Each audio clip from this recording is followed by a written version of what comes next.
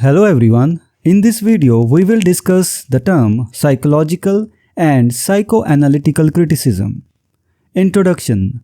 Psychological and psychoanalytic criticism are two influential approaches to the study of literature that focus on understanding the author's state of mind and the subconscious elements at play in their work.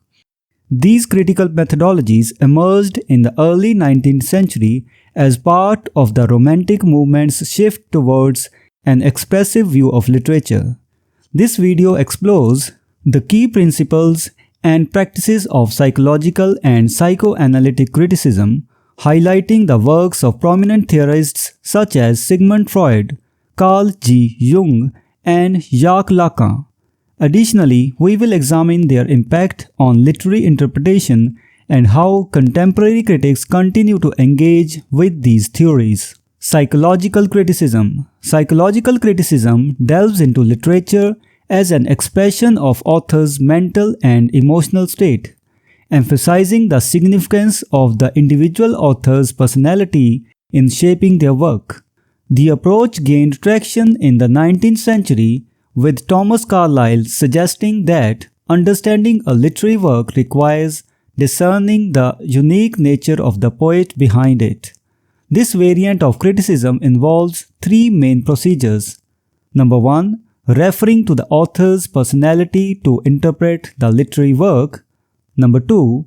Using literary works to establish the author's personality. And number 3.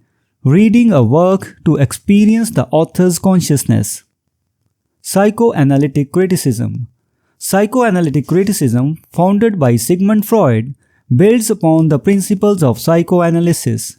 Freud posited that literature and the arts, like dreams and neurotic symptoms, are manifestation of the fulfillment of repressed wishes. These forbidden desires, mainly of sexual nature, or libidinal wishes, conflict with societal standards and are thus repressed by the censor into the unconscious. Literature then becomes a means for the author to gratify these repressed wishes in a disguised form, known as the manifest content. The psychoanalytic critic's task is to translate these manifest elements into the latent content, revealing the suppressed meanings of the work. Jungian criticism. Contrasting the Freud's psychoanalytic approach, Carl G. Jung's psychological theories center on the collective unconscious and archetypes. Jung views great literature as expressions of the primordial images and patterns found in the collective unconscious. For Jung, the author provides readers access to these archetypal images buried in racial memory, revitalizing essential aspects of the human psyche. Jung's theory laid the groundwork for archetypal criticism and myth criticism, diverging from traditional psychoanalytic interpretations. Lacanian criticism.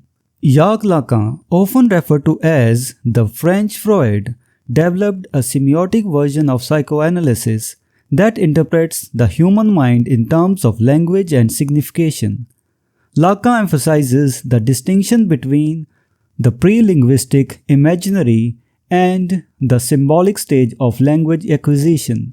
According to Lacan, the symbolic realm of language contains the law of the father, in which linguistic oppositions play a crucial role. Lacanian critics analyze literature by investigating the play of signifiers, exploring the endless chain of displacements in the quest for meaning. Conclusion. Psychological and psychoanalytic criticism has significantly shaped the study of literature, offering distinct lenses through which scholars understand authors' minds and their works' underlying meanings.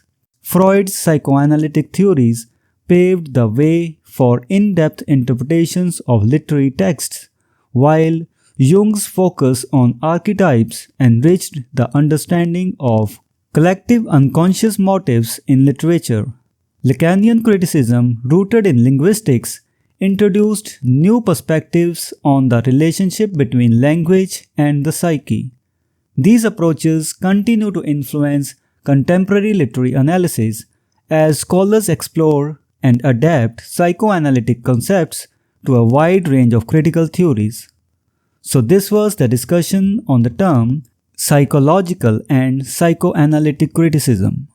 We will meet in the next video and discuss some other term. Until then, goodbye and thank you. Hello everyone, welcome to this series on literary terms and literary theory. If you want to study the notes and MCQs related to this term, you can click the link given in the description.